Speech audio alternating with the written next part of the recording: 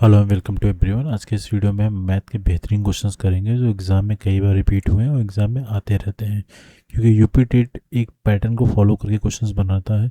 Previous year questions की बहुत importance है और आपने देखा भी होगा जो मैं क्वेश्चंस कराऊंगा वो कई बार पेपर में आया हुआ है। और इस पैटर्न को अभी आप ऐसा नहीं कि 6 to 8 वाले लेवल्स के लिए ही इंपॉर्टेंट है, ये प्राइमरी लेवल के भी अति महत्वपूर्ण क्वेश्चंस हैं, क्योंकि 6 to 8 वाले क्वेश्चंस प्राइमरी में भी आए हैं। ठीक है, सो स्टार्ट करते हैं क्वेश्चंस करना। तो फर्स्ट क्वेश्चन की तरफ चलेंगे। ये क्वेश्चन देखो, ये क्वेश्चन आप लोग के लिए आसान सा लगेगा, लेकिन इस क्वेश्चन में बहुत से लोग गलती करते हैं। सबसे इम्पोर्टेंट क्या है, जो पैटर्न आपको दिया गया है इसके बारे में बताना है कि कौन सा पैटर्न में है, प्रॉपर, इम्प्रॉपर, मिक्स्ड है या रिवर्स। मैं सब कुछ सबके बारे में बताऊंगा आपको। देखो ये क्वेश्चन, इसको मैं समझाता हूँ। अगर इस क्वेश्चन को समझो पहले, यहाँ पे नीचे वाली वैल्यू बड़ी है और ऊपर वाली वैल्यू छोटी है। ठीक है, अगर इसको इस तरीके से मैं समझाऊँ, एक बड़ा सा कोई आदमी है, ठीक है, कोई बड़ा सा आदमी है और एक छोटे से बच्चे को लेके ऊपर ऐसे बैठा हुआ है। ठीक है, तो आप बताओ ये प्रॉपर है कि इम्प्रॉपर है। तो आप बोलोगे प्रॉपर है सर, उचित है, क्योंकि एक बड़ा आदमी छोटे बच्चे को लेके तो बैठ ही सकता है या लेके जा सकता है, तो ये प्रॉपर है। ठीक है, ये प्रॉपर है। ठीक है, प्रॉपर है। तो यहाँ पे देखो, नीचे बड़ी वैल्यू है, नीचे बड़ा आदमी है, ऊपर छोटा आदमी है, तो इस लिहाज से हम कह सकते हैं तो ये कौन सा फ्रैक्शन होगा, ये प्रॉपर फ्रैक्शन होगा। लेकिन इसका उल्टा हो जाए, नीचे छोटा आदमी, ठीक है, नीचे छोटा आदमी और ऊपर बड़ा वाला आदमी, ऊपर बड़ा वाला आदमी आ जाए, ठीक, तो ये क्या हो जाएगा, इम्प्रॉपर है, अनुचित है। आप देख के बता सकते हो अनुचित है। तो नीचे जब छोटी वैल्यू रहे और ऊपर कोई बड़ी वैल्यू रहे, ठीक है, तो क्या हो जाएगा, ये इम्प्रॉपर है, अनुचित, भिन्न है। और मिक्स्ड फ्रैक्शन का मतलब क्या होता है, कोई चीज़ अगर इस तरीके से लिखी गई है, इसको हम बोलते हैं मिक्स्ड भिन्न बोलते हैं, या फिर मिश्रित भिन्न बोलते हैं। रिवर्स का मतलब उल्टा। जैसे अगर ए बाई बी लिखा है तो इसको हम बी बाई ए लिख दें तो ये रिवर्स हो जाता है। तो यहाँ पे इसका कोई मतलब नहीं है। तो यहाँ पे इस क्वेश्चन में इसका कोई मतलब नहीं है। ये ऑप्शन तो वैसे भी किसी काम का नहीं है। तो ये पहले और दूसरे में आप लोग को दिमाग लगाना था, जो कि मैंने आपको ट्रिक से समझा दिया कि इसको किस तरीके से याद रखना है। ठीक है, नेक्स्ट क्वेश्चन देखो भाई। ये क्वेश्चन देखो, ये क्वेश्चन एग्जाम के पॉइंट ऑफ व्यू से वेरी वेरी वेरी इंपॉर्टेंट है, क्योंकि ये क्वेश्चन बहुत अच्छा क्वेश्चन है। इस क्वेश्चन में क्या कह रहा है कि एक खंबा है, मैं खंबा बना देता हूँ, आप लोग खुद से क्वेश्चन देखना, बहुत अच्छा क्वेश्चन है। ये क्वेश्चन इस तरीके से खंबा है, कह रहा है इसका 1/5 पार्ट ये क्या है, मड में है, मतलब कीचड़ में है। इसका 1/5 हिस्सा क्या है, मड में है। ठीक, तो ये वाला हिस्सा क्या है, मड में है। तो हम यहाँ पे इसको मड को 1/5 हिस्से में कर देते हैं। ठीक, और इसका हाफ, मतलब इसका हाफ पार्ट, मतलब यहाँ से लेके जितना भी है उसका आधा पार्ट। ठीक, उसका हाफ पार्ट कितना है, 1/2 पार्ट क्या है, ये इसमें जल है, इस वाले पार्ट में जल है, खंबे के आसपास जल है, पानी है, कीचड़ के ऊपर ही जल रहेगा। तो ऊपर कीचड़ के ऊपर 1/2 हिस्सा है, और बाकी का जो ये खंबे का जो बचा हुआ हिस्सा है ये 10 फीट है, ये 10 फीट है, ये दे के रखा है क्वेश्चन में। तो आपको बताना है कि खंबे की वास्तविक लंबाई क्या है। सिंपल सा क्वेश्चन है, आपको थोड़ा सा दिमाग लगाना पड़ेगा। पहली बात तो आपको मैं कॉन्सेप्ट बताता हूँ। अगर कोई चीज़ अगर 100% है तो पूरी मानी जाती है, आप बोलोगे यस सर। मैंने कहा कि खंबा कितना है, अगर खंबे को की जो भी लंबाई रहेगी तो वो 100% रही होगी। अगर इसको हम फ्रैक्शन में कन्वर्ट करेंगे तो 100/100 हो जाएगा। प्रतिशत हटाने का मतलब 100 से भाग करना पड़ता है, तो ये 1 आ जाएगा। ठीक, मतलब पूरी खंबे की लंबाई क्या, अगर प्रतिशत में बात करेंगे 100 होगा, 100% होगा। अगर भिन्न के रूप में बात करेंगे तो पूरी लंबाई 1 होगी। ठीक है, ये मैं अनुमान से नहीं बता रहा हूँ, ये आपको फ्रैक्शन के बारे में बात कर रहा हूँ। ठीक है, हम एक्चुअल लंबाई इसी से निकालेंगे। तो पूरी लंबाई अगर 1 थी और ये नीचे का जो हिस्सा है, ये नीचे का हिस्सा 1/2 और प्लस 1/5 है। अगर हमें सिर्फ ये वाला हिस्सा निकालना है, सिर्फ ये वाला हिस्सा अगर निकालना है, तो आप कहोगे सर ये निकाला जा सकता है, कैसे निकालोगे। आप बोलोगे सर 1 जो कि पूरा खंबे की लंबाई है उसमें से 1/2 और 1/5 हम घटा दें, यही करोगे आप। जब ऐसा आप करोगे तो इसको सॉल्व करने का तरीका क्या है कि आप तीनों का एलसीएम ले लोगे तो ये 10 एलसीएम आ जाएगा। तो यहाँ पे आप 10 लिखोगे, यहाँ पे 5 लिखोगे और यहाँ पे 2 लिखोगे। जब इसको आप सॉल्व करोगे तो ये वैल्यू कितनी आ जा रही है, 10 में से 5 गया 5 हो गया, और 3 बटे क्या हो गया 10 हो गया। मतलब ये आ गया भिन्न का रूप, ये 3/10 पार्ट आया है। ठीक है, जैसे नीचे 1/2 1/5 लिखा गया है, ऐसे ही पार्ट में फ्रैक्शन आ गया है। ठीक, इसका मतलब इसकी वैल्यू भिन्न में 3/10 है, भिन्न में 3/10 है, ये पार्ट है। और इसकी एक्चुअल वैल्यू कितनी 30 फीट है, सॉरी 10 फीट है। ठीक, तो इसकी एक्चुअल वैल्यू 10 फीट है, तो ये वैल्यू 10 फीट के बराबर हो गई। 10 ही फीट है ना, हाँ जी 10 फीट है, 10 फीट के बराबर हो गई। अगर मैं एक पार्ट की वैल्यू निकाल लेता हूँ तो हमें सारे का सारा सिस्टम समझ में आ जाएगा। तो क्या लिखोगे, 10 × 10 डिवाइडेड बाई 3 करोगे, जिसको सॉल्व करोगे तो 33.33 आएगा। तो मतलब 33 फीट, 33 फीट वाला कोई ऑप्शन दिख रहा है तो ये दूसरा ऑप्शन दिख रहा है। हम बाकी अदर ऑप्शंस में नहीं जाएंगे, क्योंकि इसके बाद वाला जो ये वैल्यू है इंच को दिखाएगा, फिट के बाद इंच आता है, क्योंकि 12 इंच बराबर 1 फीट होता है। तो 33 फीट आ गया है। तो ये पहले दूसरे ऑप्शन में 33 फीट दिख रहा है, बाकी और इस किसी भी ऑप्शन में 33 का ऑप्शन ही नहीं है, तो हम दूसरे इसके बाद की वैल्यू चेक नहीं करेंगे। तो इसका आंसर क्या हो जाएगा, 33 फीट। ये क्वेश्चन बहुत अच्छा है, मैंने आपको बहुत अच्छे से समझाने की कोशिश करी है। इसको इसी तरीके से सॉल्व किया जाता है। इसमें कई कॉन्सेप्ट एक साथ मिलाया है, कई अलग अलग पैटर्न एक साथ मिलाया है, लेकिन करने का तरीका यही रहेगा। ठीक है, तो प्राइमरी लेवल के लिए क्वेश्चन रहेगा कि छोटा पार्ट दे देगा 1/5 हिस्सा अगर जल में है तो ऊपर का हिस्सा कितना भिन्न के रूप में रहेगा। ठीक है, ठीक है, ऐसा भी क्वेश्चन पूछा जा सकता है। नेक्स्ट क्वेश्चन देखो भाई, ये क्वेश्चन है चक्की चतुर्भुज। चक्की चतुर्भुज के बारे में आपको कुछ चीज़ें मैं बता देता हूँ। चक्की चतुर्भुज की प्रॉपर्टी होती है कि ऐसा चतुर्भुज जो किसी वृत्त के हर एक भाग को टच करता रहे। ये टच करेगा भाई, टच नहीं किया है, इसमें गलती है, ये टच होना चाहिए।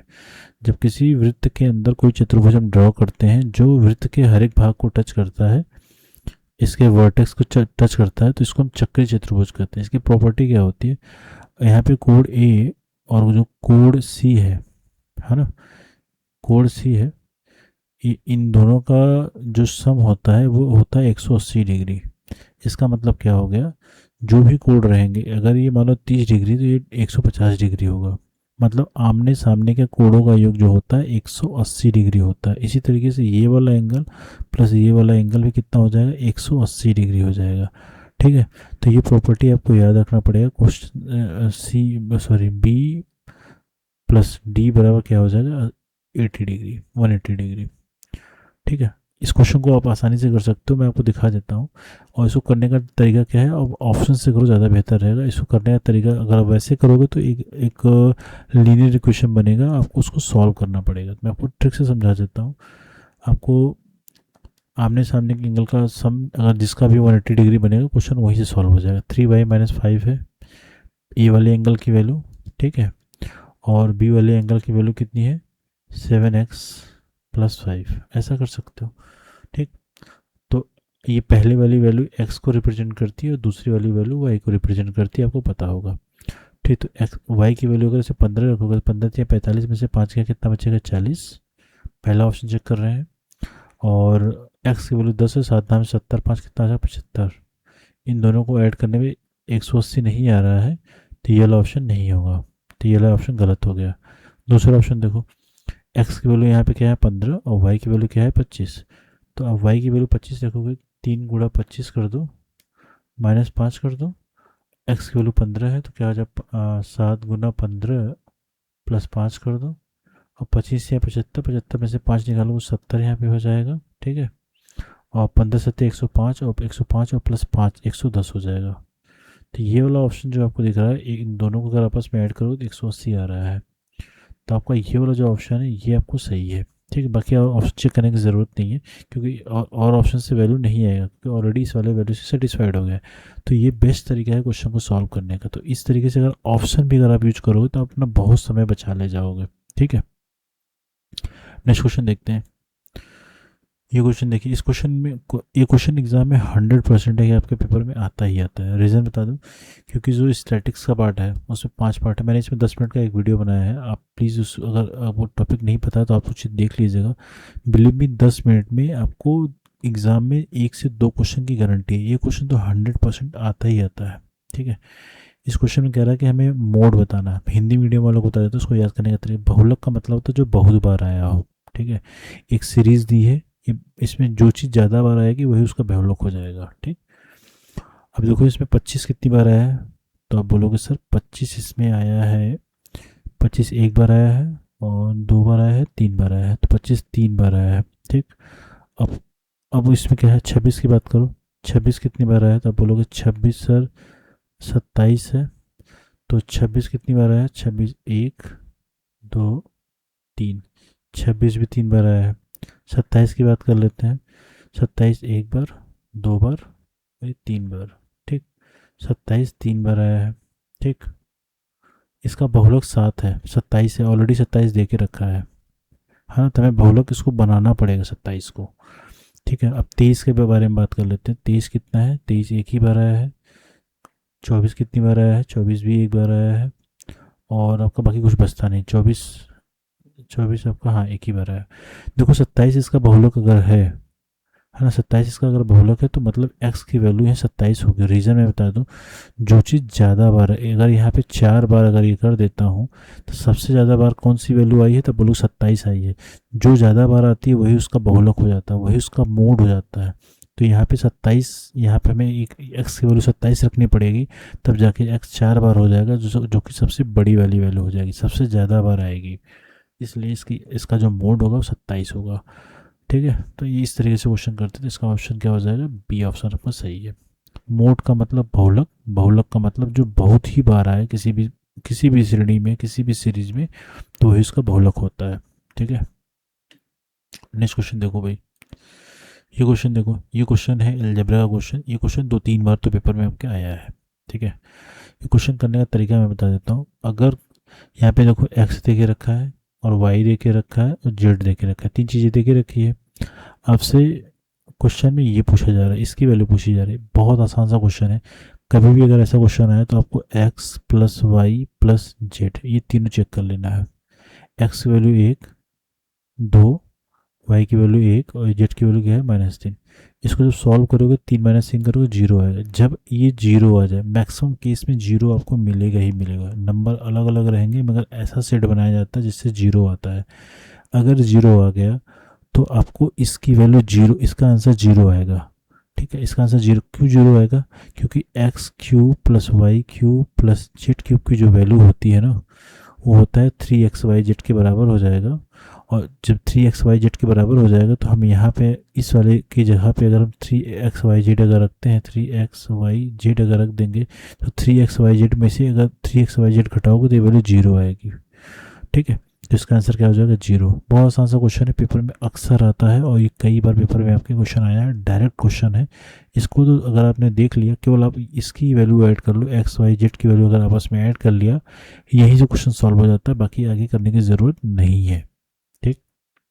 नेक्स्ट क्वेश्चन देखो आप, ये क्वेश्चन है प्रॉफिट लॉस का क्वेश्चन है, पेपर में आया क्वेश्चन है। इसके पैटर्न पे कई क्वेश्चन बनाए गए हैं पेपर में, प्रीवियस ईयर के क्वेश्चन में। ये क्वेश्चन कह रहा है कि सिंपल सा क्वेश्चन है, इसको जिसको परसेंटेज भी आता है वो भी कर लेगा। क्वेश्चन कह रहा है कि जतिन है किसी वस्तु को 10% कम पे खरीदता है और उसको 10% अधिक मूल्य पे बेच देता है। सिंपल सी बात है। अगर मैं कह रहा कि 100 रुपया है मेरे पास, मैं ही जतिन हूँ, ठीक है, मैं ही जतिन हूँ। मैंने कहा कि मैंने इसको 10% कम पे खरीदा, ठीक है। कोई चीज़ 100 रुपये की रही होगी, मान लो मार्केट वैल्यू इसकी 100 रुपये रही होगी, मार्केट में 100 रुपये का मिलता रहा होगा, इसको 10% कम पे मिला, इसने 10% कम पे खरीदा। तो 100 का 10% कम करोगे तो कितना हो जाएगा, तो 100 में से 10% घटाओगे कितना हो जाएगा, 90 रुपये। सिंपल सी बात है, 100 में 10% बढ़ाओगे तो 10 रुपये बढ़ जाएगा, 100 रुपये में 10 रुपये घटाओगे तो 10 रुपये घट जाएगा। सिंपल सी बात है। 20% बढ़ाओगे तो 20 रुपये बढ़ जाएगा, 30% घटाओगे तो 30 रुपये घट जाएगा। जितना परसेंट बोले उतना ही घटा दो 100 में से, वही इसका परसेंटेज 100 लेने का फ़ायदा यही होता है।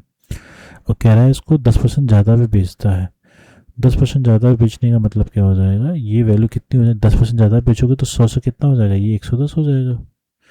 अभी क्वेश्चन कुछ इस तरीके का हो गया, ये क्वेश्चन इस तरीके का हो गया कि अभी क्वेश्चन उसने 90 रुपये का सामान खरीदा और 110 में बेच दिया है। ये क्वेश्चन मैंने बहुत आसान कर दिया आपके लिए। अभी क्वेश्चन हो गया 90 का सामान आपने खरीद के अगर आपने 110 में बेचा तो बताओ कितने परसेंट का प्रॉफिट हुआ, तो बोलो बताओगे सर 20 रुपये का फ़ायदा तो हुआ है। ठीक है, 20 रुपये का फ़ायदा हुआ है। 20 रुपये का फ़ायदा कितने पे हुआ है? हमेशा प्रॉफिट और लॉस जो होता है कॉस्ट प्राइस पे निकाला जाता है। ठीक है, तो 20 रुपये का प्रॉफिट हुआ है, 20 रुपये फ़ायदा हुआ है, कितने पे हुआ है? 90 रुपये पे हुआ है। प्रतिशत बदलना है, 100 से गुणा कर दो आप। जब इसको सॉल्व करोगे तो ये 0 से 0 काट दो आप, ये 200 बटे क्या हो जाएगा? 200 बटे 9 आ जाएगा। 9 दूनी के 18 हो जाएगा, और 9 दूनी के 18 हो जाएगा, 2 बटे 9 हो जाएगा।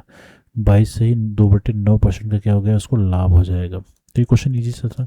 तो ऑप्शन नंबर सी है, इसको लिख लो 22 से ही 2/9%। बहुत आसान सा क्वेश्चन है, मैंने बहुत अच्छे से बताने की कोशिश करी है, पेपर में अच्छे से आता है पेपर में क्वेश्चन।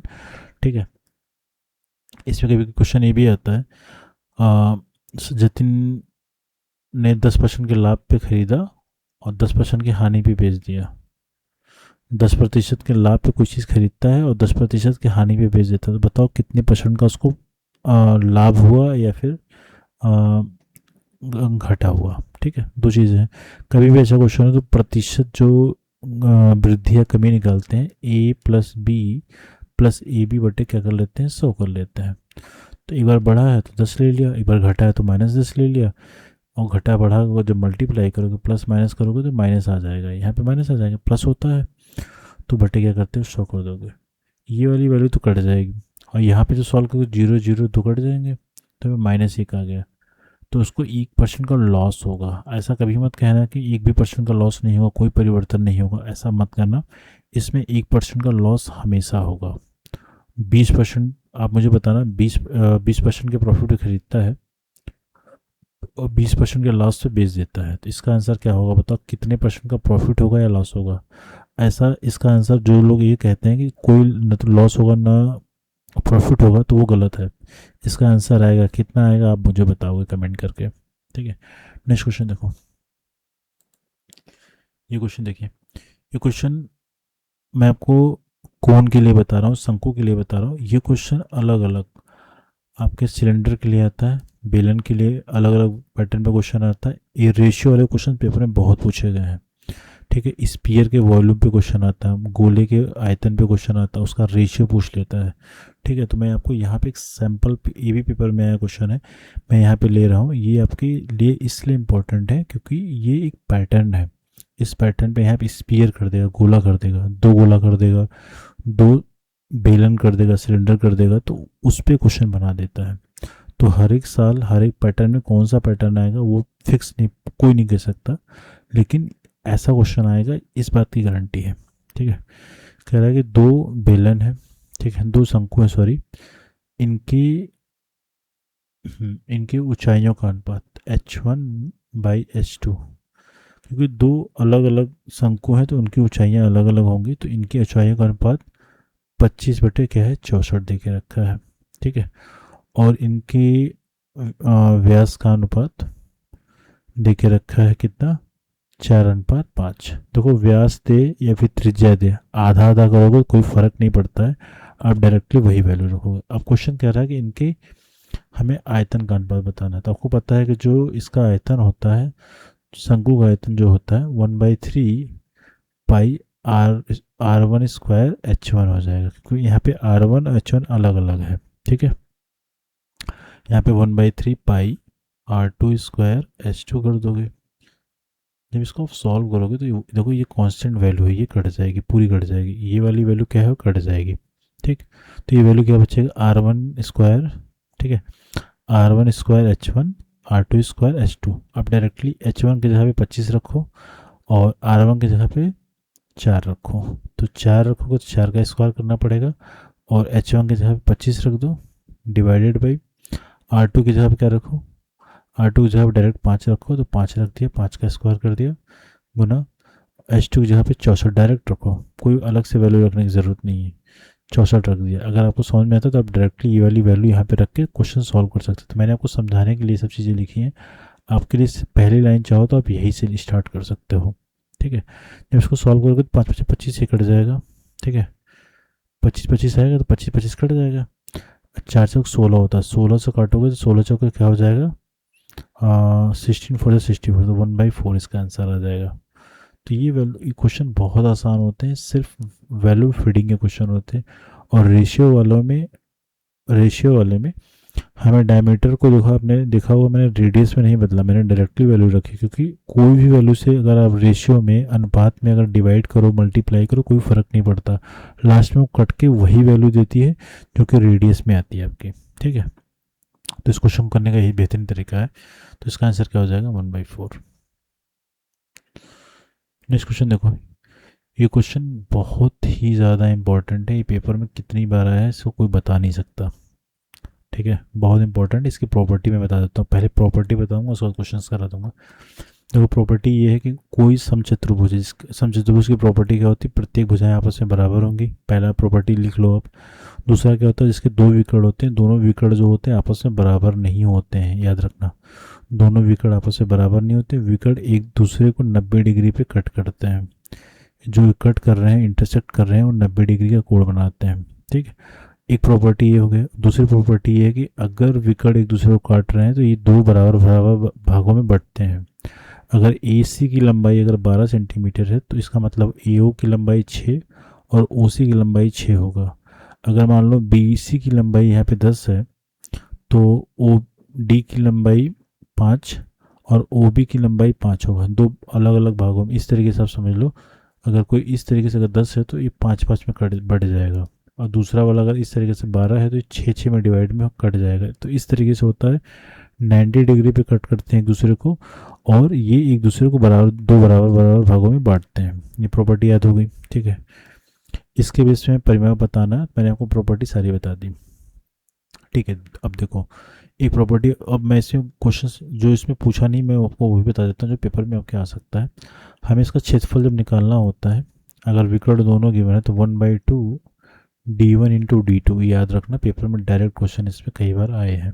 ठीक है, अब हमें विकर्ण तो पता है, अगर इसका हमें हमें क्या निकालना, परिमाप। परिमाप देखो निकालने के लिए प्रत्येक भुजा की लंबाई हम आपस में ऐड करते हैं, सब बराबर है तो a प्लस ए करोगे 4 बार तो ये 4a हो जाएगा। ठीक है, तो इसका परिमाप कितना हो जाएगा, 4a। तो हमें सिंपली सी बात है, हमें ए चाहिए होगा, क्योंकि 4 तो हमारे पास ऑलरेडी एक नंबर है। तो ए निकालने के लिए क्या करना पड़ेगा, ए के लिए जो वैल्यू होती है ये होता है √d1 का स्क्वायर, d1/2 का स्क्वायर प्लस d2/2 का स्क्वायर।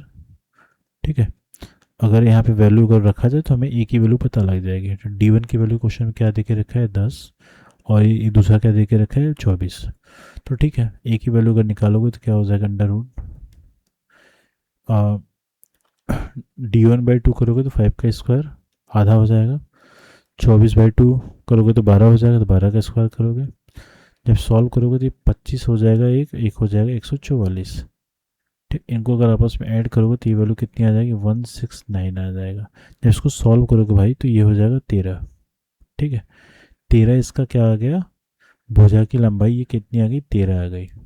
लेकिन हमसे परिमाप पूछा है तो परिमाप का मतलब क्या हो जाएगा, हमें 4 इंटू ए करना पड़ेगा। ए की वैल्यू हमने 13 फाइंड आउट करी है, इसको जब रखोगे तो क्या हो जाएगा, 52 सेंटीमीटर, जो कि इस क्वेश्चन का राइट आंसर होगा। ठीक है, तो इस क्वेश्चन में मैंने बहुत सारी चीज़ें आपको बताने की कोशिश करी है, ये बहुत वेरी वेरी इंपॉर्टेंट है, जितने फॉर्मूले बताएं आपको याद रहना चाहिए। ठीक है, नेक्स्ट क्वेश्चन की तरफ चलेंगे। ये क्वेश्चन देखिए, ये क्वेश्चन देखने में कितना खतरनाक है, बट इसका जो सॉल्यूशन है आपको अगर मैं बता दूंगा तो आप 10-15 सेकंड में निकाल ले जाओगे। ठीक है, इस क्वेश्चन को देखो, पहले पैटर्न देखो कैसे होता है, इसको जब सॉल्व करो पहले। अगर मैं इसको सॉल्व करता हूँ 1 माइनस अगर 1/5 करता हूँ तो ये वैल्यू 4/5 आएगी। ठीक, अगर इसको करो पैटर्न से देखो, बस इसको जब सॉल्व करोगे 1 माइनस अगर 1/6 करोगे तो ये वैल्यू कितनी आएगी, 5/6 आएगी, मतलब बिल्कुल आएगी। इसी तरीके से अगर इसको सॉल्व करोगे तो 6/7 आएगा, आगे सॉल्व करोगे तो 8/7 आएगा, सॉरी 7/8 आएगा। ऐसे करते चले जाओगे, लास्ट में क्या आएगा, 99 क्या आ रहा है, 100 आ रहा है। पैटर्न देखना क्या हो रहा है, पैटर्न यहाँ पे देखो, जो आगे वाली वैल्यू पीछे वाली वैल्यू के नीचे से कट रहा है, तो ऐसे कट रहा है, ये इससे कट रहा है, ये इससे कट रहा है, मतलब ऐसे कट रहा है। तो 99 वाली पीछे वाले से कटेगी, इसका मतलब यहाँ पे 4 बचा और यहाँ पे 100 बचा, बाकी तो सब कट गए। तो ये हमारा नोमिनेटर में 4 बचा है और डिनोमिनेटर में 100 बचा है, यही इसका आंसर हो जाएगा। चाहो तो इसको सॉल्व करो, 4 से काटोगे तो 25 बढ़ जाएगा, तो 1/25 इसका आंसर हो जाएगा। बहुत अच्छा क्वेश्चन है, इसके बेस से बहुत सारे क्वेश्चन फ्यूचर्स में बनाए जाने के क्वेश्चंस बहुत संभावना है। पैटर्न याद रखना, ये क्वेश्चन एग्जाम के पॉइंट ऑफ व्यू से बहुत इंपॉर्टेंट है। ठीक, नेक्स्ट क्वेश्चन की तरफ चलोगे भाई। ये क्वेश्चन देखो, ये क्वेश्चन आई थिंक 2-3 बार तो आया है, ये भी क्वेश्चन 2-3 बार ये क्वेश्चन पेपर में आया है। अलजेब्रा का सबसे बेकार क्वेश्चन है, मैं कहता हूँ। ठीक है, कभी भी अगर ऐसा क्वेश्चन दिया हो a/2, अभी आज के बाद ये क्वेश्चन आप देखोगे तो मुंह बिना पेन पेपर के करोगे, मैं आपको तरीका बता रहा हूँ।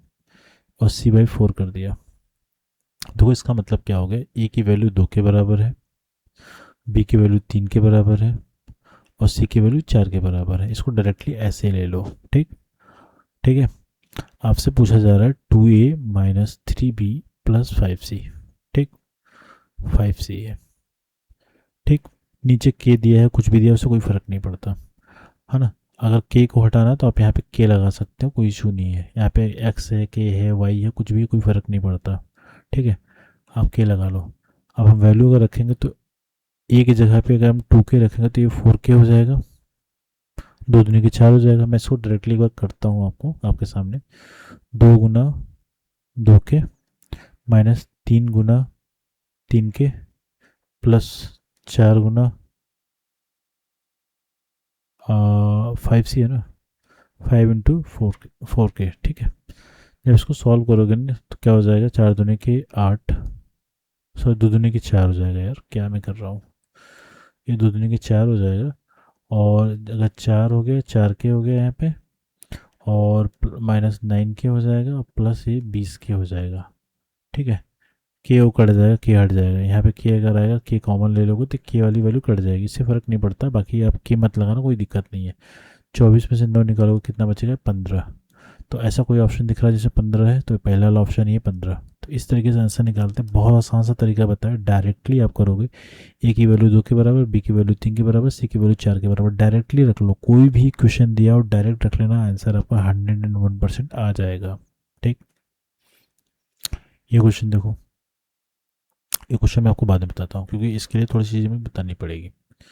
ये क्वेश्चन देखिए, इस क्वेश्चन में, ये क्वेश्चन रिमाइंडर थ्योरम का क्वेश्चन है, पेपर में आता है।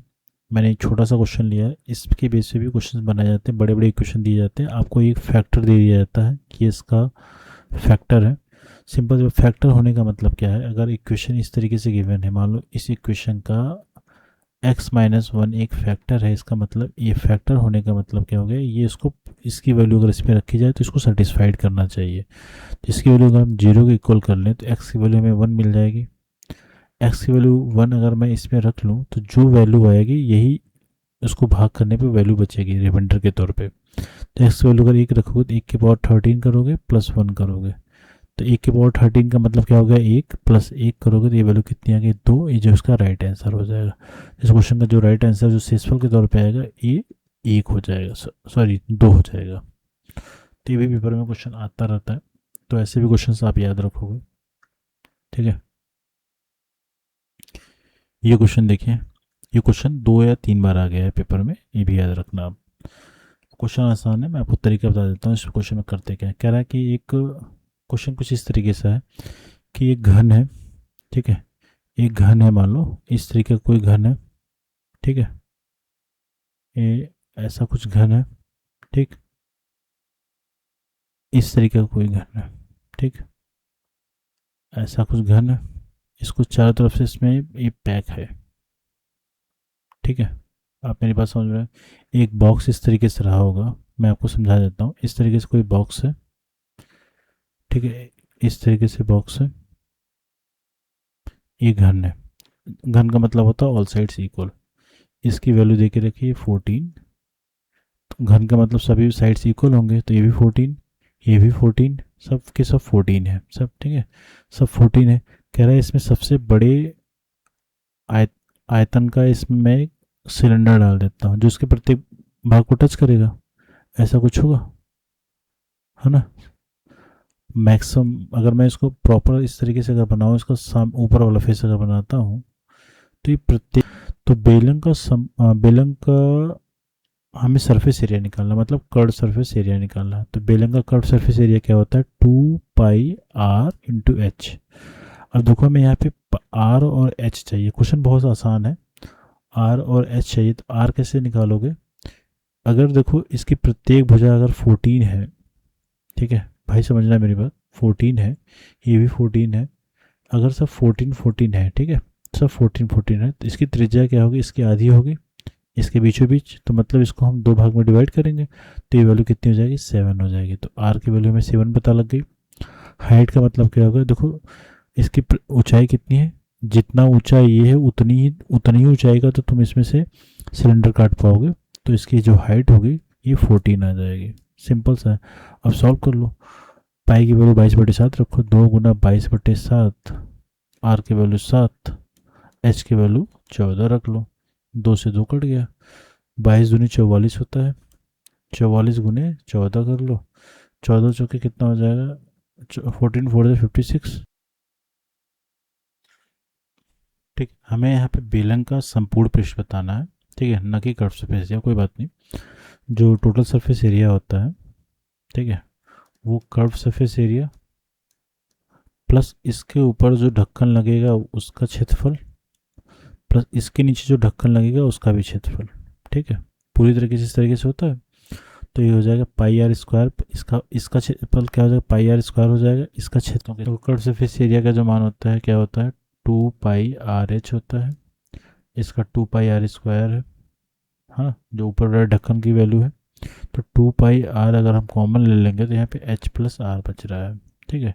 हाइट की वैल्यू 14 और इसकी वैल्यू 7 है, यहाँ पे 2 इंटू पाई की वैल्यू 22/7 होगी, आर की वैल्यू 7 है, 7 से 7 कट जाएगा, ये 22 दूनी 44 हो जाएगा, 44 14 और 7 कितना हो जाएगा, 21 हो जाएगा, और जब मल्टीप्लाई करोगे क्या हो जाएगा, ठीक है, तो ये आ जाएगा 924, ठीक है, 924 cm²।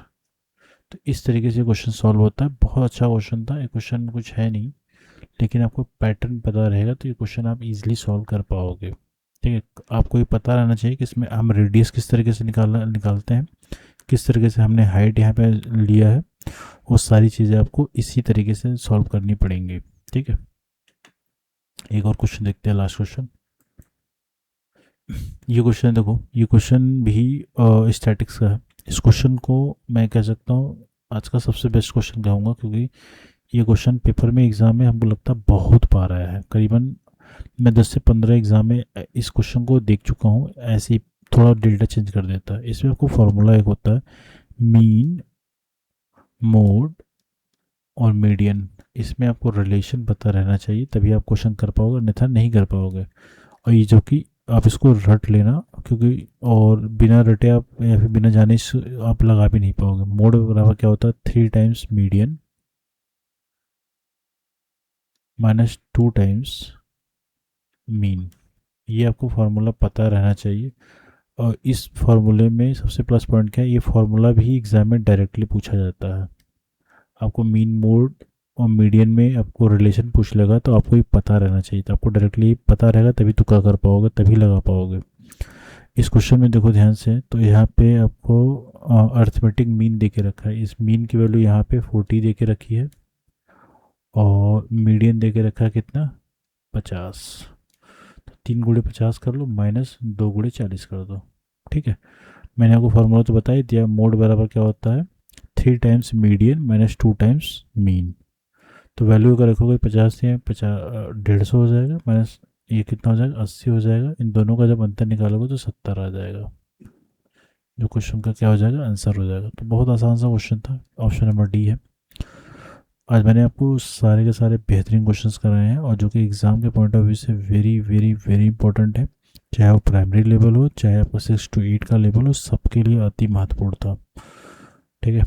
तो आज के वीडियो में इतनी ही करेंगे, और आने वाले वीडियोस में अगर समय मिल पाता है, अगर आप कुछ अगर डाउट है तो आप कमेंट में मेंशन कर देना, मैं आपको कल ही वो वीडियो करा दूंगा, यानी एग्ज़ाम से पूर्व सारे के सारे डाउट्स क्लियर हो जाए। आई होप आपके लिए ये वीडियोस जो मैंने कंटेंट आपको दिया है आपके एग्ज़ाम के पॉइंट ऑफ व्यू से इंपॉर्टेंट रहे, आपका रिवीजन कराने में हेल्पफुल रहे, and very best of luck for your exam. Thank you.